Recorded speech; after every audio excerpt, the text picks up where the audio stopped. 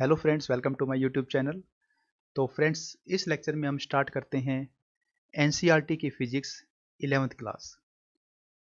तो friends, NCERT की physics को हम कुछ पार्ट्स में डिवाइड करके स्टडी करेंगे। तो फर्स्ट पार्ट में हमने लिए हैं 4 चैप्टर, जिसमें पहला चैप्टर है फिजिकल वर्ल्ड, दूसरा चैप्टर है यूनिट्स एंड मेजरमेंट, तीसरा चैप्टर है motion in straight line and fourth chapter is motion in a plane. तो पहला जो चैप्टर है फिजिकल वर्ल्ड, इससे आई थिंक कोई क्वेश्चन नहीं बनता है एग्जाम के आने के पॉइंट ऑफ व्यू से। जो सेकंड चैप्टर है उसका नाम है यूनिट्स एंड मेजरमेंट। तो यूनिट्स एंड मेजरमेंट में वैसे तो कोई क्वेश्चन नहीं बनता है, और जो बात यूनिट्स की है, कई बार यूनिट्स के ऊपर क्वेश्चन पूछा जाता है। तो यूनिट्स जब हम उस टॉपिक को स्टडी करेंगे तो ऑब्वियसली हम उसकी यूनिट को देख लेंगे, तो इसलिए यूनिट्स को अलग से करने की कोई जरूरत नहीं है। लेकिन हाँ, एक चीज है, जो एरोनॉटिकल वर्ड होता है उसमें कुछ मीन्स यूनिट्स होती हैं जो आपको पता होनी चाहिए, क्योंकि एटीसी वगैरह जो होते हैं वो नॉर्मल किलोमीटर और मीटर रीडिंग्स को ना बोलते हुए वो माइल्स और नॉटिकल माइल्स को यूज करते हैं। तो आपको ये पता होना चाहिए कि नॉटिकल माइल और माइल में क्या रिलेशन है, और नॉटिकल माइल का किलोमीटर के साथ क्या रिलेशन है, या फिर माइल का किलोमीटर के साथ क्या रिलेशन है। और दूसरी चीज, वो जो जो दूसरी यूनिट जो वो यूज करते हैं वो होती है फुट। तो हमें फुट और मीटर के बीच में भी रिलेशन का पता होना चाहिए। तो यहां मैं आपको बता देता हूं कि 1 mile is equal to 1.609 kilometre. तो माइल जो है वो किलोमीटर से एक बड़ी यूनिट है। दूसरी जो यूनिट है नॉटिकल माइल और kilometre, then 1 nautical mile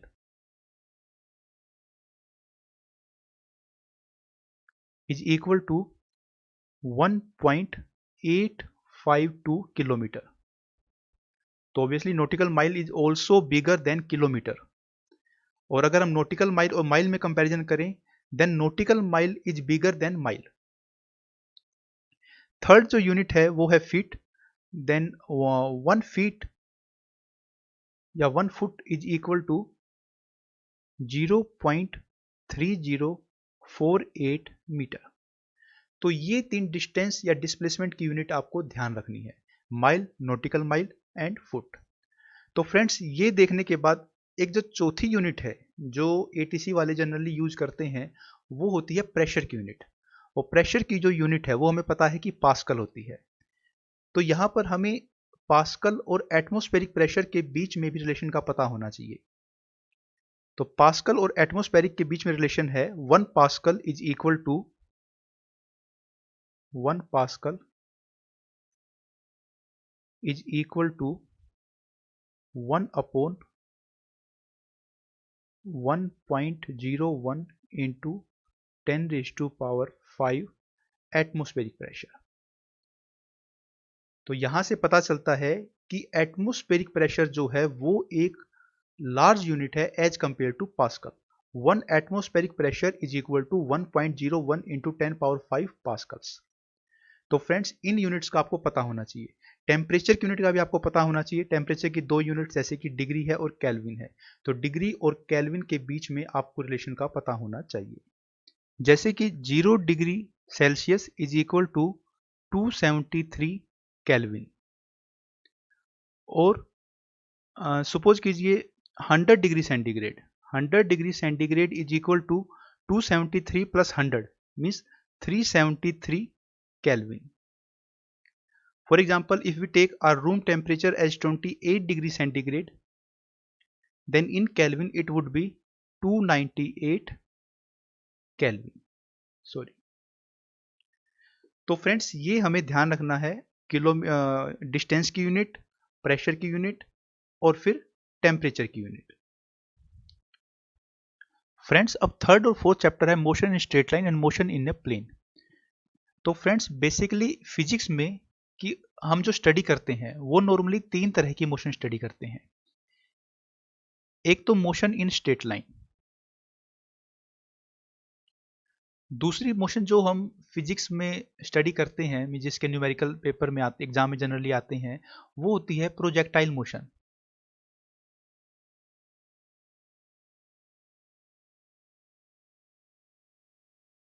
projectile motion का मतलब क्या होता है कि आपने मान लीजिए यहां से कोई ऑब्जेक्ट किसी एंगल पे ऊपर फेंका, तो वो पैराबोलिक पाथ कवर करते हुए नीचे आएगा। This is the projectile motion. यह प्रोजेक्टाइल मोशन आप कहीं से भी दे सकते हैं। जैसे मान लीजिए आप यहाँ से ऑब्जेक्ट को थ्रो न करके आप किसी हाइट से ऑब्जेक्ट को थ्रो कर सकते हैं, किसी एंगल पे थ्रो ना करके पैरेलल भी आप थ्रो कर सकते हैं। तो जो इस तरह का जो केस होता है जिसमें ग्रेविटेशनल फोर्स की वजह से ऑब्जेक्ट वापस अर्थ पे आता है, अगर हम ऑब्जेक्ट को ऊपर फेंकते हैं, तो वो जनरली प्रोजेक्टाइल मोशन का केस होता है। तो this is the second and this straight line is the first. जो थर्ड जो मोशन हम स्टडी करते हैं वो जनरली होती है circular motion.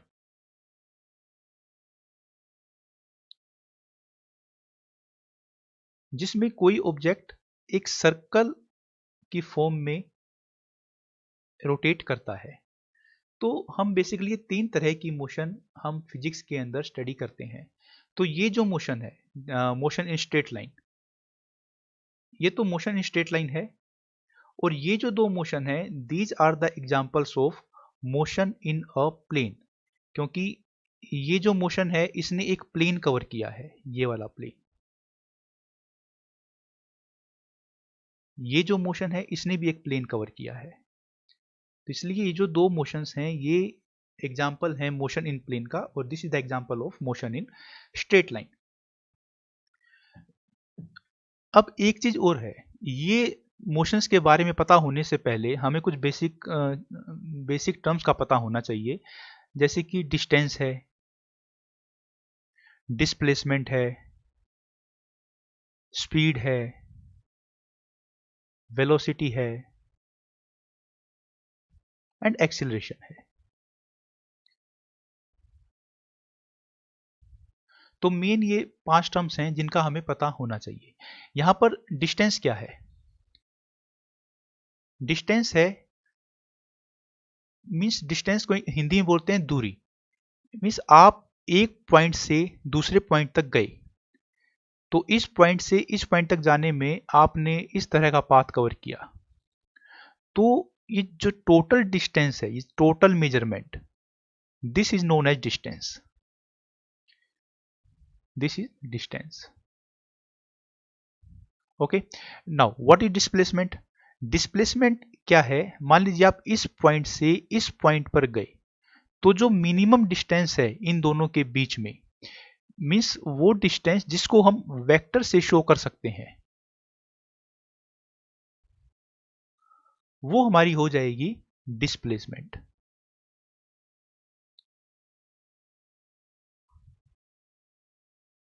Okay, so this is displacement and this is distance. तो डिस्टेंस और डिस्प्लेसमेंट के बीच में आपको डिफरेंस का पता होना चाहिए। डिस्टेंस जो है वो टोटल डिस्टेंस होती है, मतलब टोटल दूरी, टोटल ट्रेवलिंग डिस्टेंस। और डिस्प्लेसमेंट क्या होती है? Minimum distance between two points, that is initial position and final position. Displacement path पे डिपेंड नहीं करती है कि आपने पाथ क्या कवर किया है, वो जस्ट इनिशियल और फाइनल पोजीशन पे डिपेंड करती है। अब हमारे ये जो तीन केस हैं, 1, 2 एंड 3, तो इन तीनों ही केस में अब आप कहेंगे, जैसे मान लीजिए स्ट्रेट लाइन का केस है, तो इसमें तो डिस्टेंस का कोई मतलब ही नहीं बनता है, क्योंकि इस केस में जो डिस्टेंस और डिस्प्लेसमेंट होगी वो दोनों ही सेम होंगी। लेकिन अगर हम इस केस की बात करें, जो इस केस में जो मोशंस की जो प्रॉब्लम होगी उनको हम कैसे सोल्व करेंगे? क्या उसमें हम डिस्टेंस मेजर करेंगे, भाई इस आर्क ने कितनी डिस्टेंस कवर की है? नो। प्रोजेक्टाइल मोशन के जो क्वेश्चन होंगे या जो क्वेश्चन सर्कुलर मोशन के होंगे, उन क्वेश्चंस में भी हम डिस्प्लेसमेंट को ही लेकर चलेंगे। डिस्प्लेसमेंट को लेकर ही हम इस टाइप के क्वेश्चंस को भी सोल्व करेंगे। मतलब डिस्टेंस का तो हम बहुत ही रेयर यूज करते हैं इन फिजिक्स। मेनली यूज किसका होगा? डिस्प्लेसमेंट का होगा। अब डिस्प्लेसमेंट के कोरस्पोंडिंग जो क्वांटिटी है वो है velocity. Rate of change of displacement is known as velocity. Rate of change of displacement is known as velocity. Means velocity एक तरह से स्पीड है, but it is for displacement. Okay, तो वेलोसिटी को शो करने के लिए अगर आप मान लीजिए डिस्प्लेसमेंट को एस से शो करते हैं, तो वेलोसिटी को आप किससे शो कर सकते हैं? ds upon dt। ओके, तो इस वेलोसिटी से कोई चीज जा रही है जैसे मान लीजिए। अब तीसरी टर्म आती है एक्सीलरेशन। एक्सीलरेशन क्या है? Acceleration is the rate of change of velocity. Means ऐसा नहीं है कि आपकी वेलोसिटी सेम रहेगी, हो सकता है आपकी वेलोसिटी भी टाइम के साथ चेंज हो रही हो। शुरू में वेलोसिटी कम है लेकिन बाद में वेलोसिटी बढ़ती चली जा रही है। जैसे मान लीजिए एक कार है, वो स्ट्रेट रोड पे मूव कर रही है, तो शुरू में उसकी वेलोसिटी कम होती है, लेकिन जैसे जैसे टाइम बढ़ता है तो उसकी वेलोसिटी आगे चल के 60 kilometre per hour 100 kilometre per hour तक चली जाती है। तो that is the example of accelerated motion. तो फ्रेंड्स, यहाँ पर हमने ये क्वांटिटी देख ली है, तो मुझे नहीं लगता कि इन क्वांटिटी में आपको किसी की यूनिट बताने की जरूरत है। ऑब्वियस है, डिस्टेंस डिस्प्लेसमेंट मीटर, स्पीड और वेलोसिटी की यूनिट मीटर पर सेकंड, और एक्सीलरेशन की यूनिट होती है मीटर पर सेकंड स्क्वायर। तो इन सब का आपको पता होना चाहिए। हाँ, मैं दोबारा कह देता हूं कि मेनली हम जो यूज करेंगे वो डिस्प्लेसमेंट, वेलोसिटी और एक्सीलरेशन। मीन्स जो हमारे क्वेश्चंस हैं वो केवल इन तीनों के इर्द गिर्द ही घूमेंगे। तो फ्रेंड्स, जो 1 से 4 तक चैप्टर हैं उनमें बेसिकली हमें ये 3 तरह की मोशन को ही स्टडी करना है। तो इन 3 तरह की मोशन को स्टडी करने के लिए हमें केवल सिर्फ और सिर्फ इन 3 इक्वेशंस का पता होना चाहिए, 1, 2 and 3। These 3 equations are very very important। तो इन 3 इक्वेशंस का मतलब क्या है? इन 3 इक्वेशंस में जो हम टर्म्स यूज कर रहे हैं उनका मतलब क्या है, वो हमें बिल्कुल अच्छे से पता होना चाहिए कि मतलब क्या है, कि वो कहना क्या चाहता है इस इक्वेशन में। ओके, उससे पहले मैं आपको एक चीज और बता देता हूं कि हम जो ये 1 से 4 तक चैप्टर जो कर रहे हैं, इसमें जो 3 और 4 नंबर का चैप्टर है, means straight line motion and motion in plane, in 2 chapter को बोलते हैं काइनेमेटिक्स। काइनेमेटिक्स का मतलब क्या होता है? काइनेमेटिक्स का मतलब ये होता है कि हम सिर्फ बिहेवियर को स्टडी करेंगे, हम उसका कोज क्या है उसको स्टडी नहीं करेंगे। मीन्स हम डिस्टेंस को स्टडी करेंगे, डिस्प्लेसमेंट को स्टडी करेंगे, कोई भी ऑब्जेक्ट है इस तरह से जा रहा है, कितना टाइम लेगा, इतनी हाइट से अगर हम गिराते हैं तो किस वेलोसिटी से नीचे जाएगा, किस एक्सेलरेशन से नीचे जाएगा, तो हम इन सब चीज़ों को हम स्टडी करेंगे, बट हम कोज को स्टडी नहीं करेंगे। जैसे मान लीजिए आपको ये 3 इक्वेशन दिखाई दे रही हैं, तो इसमें s is equal to u t plus half a t square, तो इसमें s क्या है? s है डिस्प्लेसमेंट। u क्या है? u है initial velocity of the object, यानी कि कोई ऑब्जेक्ट एक इनिशियल वेलोसिटी से मूव कर रहा था। तो इसका मतलब है वो ऑब्जेक्ट मूव कर रहा था, वो ऑब्जेक्ट क्यों मूव कर रहा था, उसके ऊपर कोई फोर्स लगा था क्या, उसके ऊपर किसी ने वर्क डन किया था क्या, उसके बारे में हम इसमें स्टडी नहीं करते हैं, उसको बोलते हैं काइनेमेटिक्स। ओके, तो ये जो चैप्टर 3 और चैप्टर 4 है ये बेसिकली काइनेमेटिक्स के अंडर ही आता है। तो फ्रेंड्स, अब क्वेश्चन ये बनता है कि हम इस 3 और चैप्टर को कैसे स्टडी करें। जैसा कि हमें पता है डेरिवेशन से हमें कोई लेना देना नहीं है, एग्जाम में डेरिवेशन बिल्कुल भी नहीं आएगा, तो आप बेसिकली इन 3 इक्वेशंस को तो एकदम रट लीजिए, और रटने के साथ साथ जो इन इक्वेशंस का मतलब है उसको भी दिमाग में बिठा लीजिए। तो सबसे पहले आपको पता है बेसिक जो चीज है, कोई भी ऑब्जेक्ट अगर मान लीजिए मूव करता है तो वो एक पॉइंट से दूसरे पॉइंट तक जाने में कुछ ना कुछ टाइम लेता है। वह ऑब्जेक्ट एक पॉइंट से दूसरे पॉइंट तक गया तो ऑब्वियसली बात, वो मूव करता करता जाएगा, तो वो कांस्टेंट वेलोसिटी से मूव भी कर सकता है,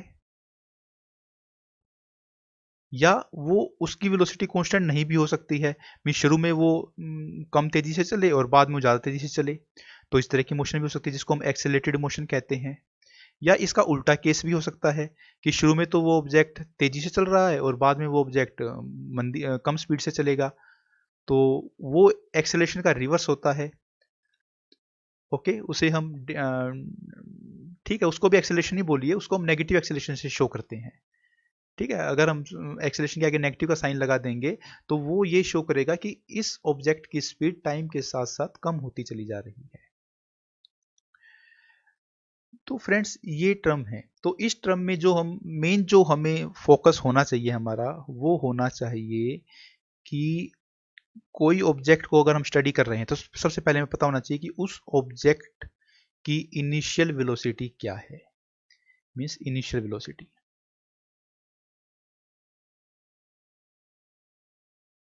मींस मान लीजिए एक पॉइंट से दूसरे पॉइंट तक कोई ऑब्जेक्ट ने मूव करना चाह रहा है, ठीक है, तो हम सबसे पहले ये चेक करेंगे कि क्या कुछ उसकी इनिशियल वेलोसिटी थी। मान लीजिए ये दो पॉइंट जो हैं ये हमारे स्टडी के पॉइंट हैं, लेकिन मान लीजिए वो ऑब्जेक्ट पीछे से ही चला रहा था, तो जब वो ऑब्जेक्ट इस पॉइंट पर पहुंचेगा तो ऑलरेडी वो कुछ ना कुछ वेलोसिटी रखेगा। ठीक है, तो ऐसा केस बन सकता है, तो इनिशियल वेलोसिटी का हमें पता होना चाहिए। अगर मान लीजिए कोई ऑब्जेक्ट मीन्स रेस्ट से स्टार्ट करता है मूव करना, तो उसकी इनिशियल वेलोसिटी क्या हो जाएगी, 0 हो जाएगी, और इनिशियल वेलोसिटी को हम शो करते हैं u से। तो सबसे पहले हम ये देखेंगे कि इनिशियल वेलोसिटी 0 है या कुछ है। उसके बाद फाइनल वेलोसिटी, मान लीजिए अब ये ऑब्जेक्ट यहां से चलता चलता चलता चलता चलता चलता इस पॉइंट पर गया और इसको आगे भी जाना है, आगे भी चला गया ये ऑब्जेक्ट, लेकिन हमें स्टडी करना है केवल इन दो पॉइंट के बीच को। तो जब ये इस पॉइंट को छोड़ रहा था ऑब्जेक्ट, तो इसकी कुछ वेलोसिटी थी इस पॉइंट पे भी, तो उसको हम बोलेंगे फाइनल वेलोसिटी। मींस हमें इन दो पॉइंट के बीच को स्टडी करना है, तो यहां से जब ऑब्जेक्ट निकला तो उसको इनिशियल वेलोसिटी कहेंगे, और यहां से जब ऑब्जेक्ट निकला तो उसको फाइनल वेलोसिटी कहेंगे। This is the final velocity. तो फाइनल वेलोसिटी को हम शो करेंगे v से। ओके, उसके बाद अब इस पॉइंट से इस पॉइंट तक जाने में कुछ टाइम भी लगा होगा, तो उसको हम शो करेंगे टाइम, मींस t। ओके, अब इस पॉइंट से इस पॉइंट के बीच में कुछ डिस्प्लेसमेंट भी होगी, जो कि मैंने बताया था minimum distance between two points, तो वो डिस्प्लेसमेंट कितनी होगी उसको हम शो करेंगे s से।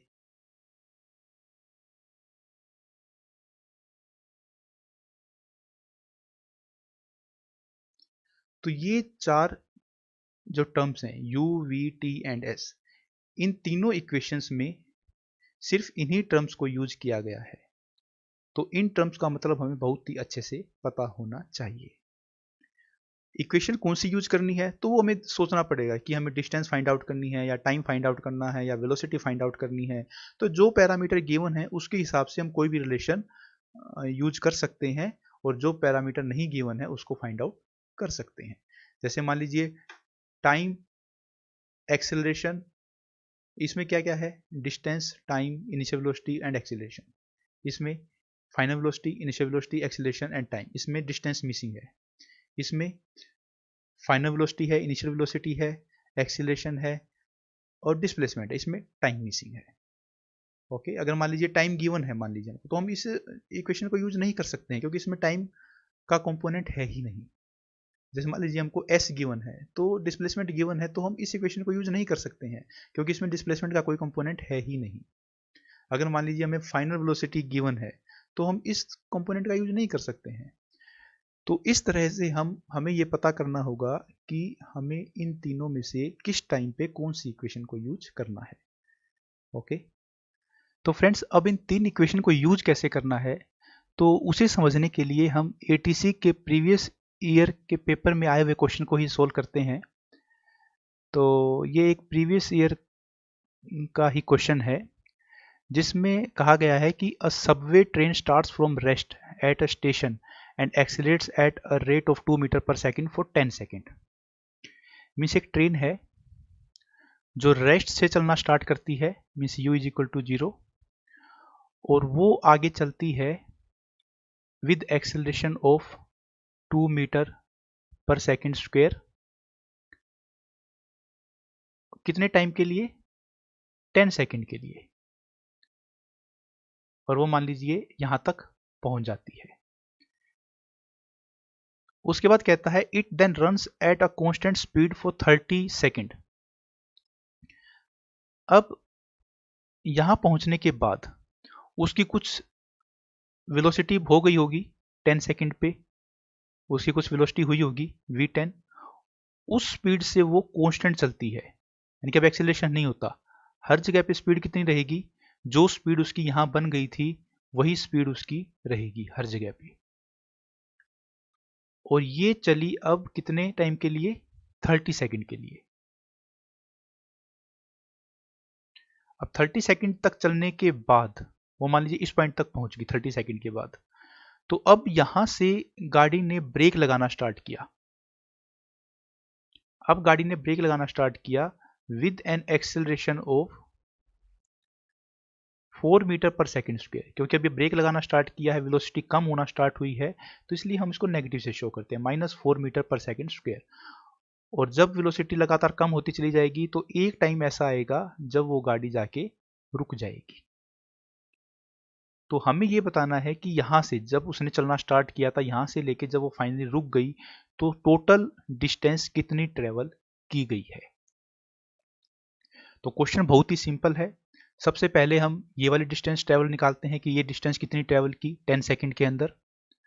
तो उसने जीरो वेलोसिटी से चलना स्टार्ट किया था और एक्सीलरेशन इतना था, टाइम 10 सेकंड था, तो फाइनल वेलोसिटी कितनी हुई होगी वो भी निकालना पड़ेगा, और ये डिस्टेंस कितना कवर किया वो भी निकालना पड़ेगा। वेलोसिटी क्यों निकालनी पड़ेगी? क्योंकि आगे वो इसी वेलोसिटी से उसने कंटिन्यू किया है, तो हमें यहाँ पे वेलोसिटी भी निकालना पड़ेगा और कितनी डिस्टेंस ट्रेवल की है वो भी निकालना पड़ेगा। तो सबसे पहले हम निकालते हैं डिस्टेंस ट्रेवल्ड। तो distance travelled at 10 second is equal to initial velocity 0, क्योंकि उसने रैश से चलना स्टार्ट किया था, हाफ AT स्क्वायर। तो हाफ एक्सेलरेशन कितना है 2, टाइम कितने टाइम के लिए चली है 10 सेकेंड के लिए, टी स्क्वायर। तो इसको 2 से 2 कैंसिल हो गया, तो ये आ गया 100 मीटर। ओके, तो ये डिस्टेंस ट्रेवल होगी हमारी 100 मीटर S10, मतलब यहां से लेकर यहां तक की डिस्टेंस हो गई 100 मीटर। अब जब वो इस पॉइंट को छोड़ रहा है, यानी जब 100 मीटर ट्रेवल कर चुका है, तो उस टाइम पे उसकी वेलोसिटी कितनी हो गई?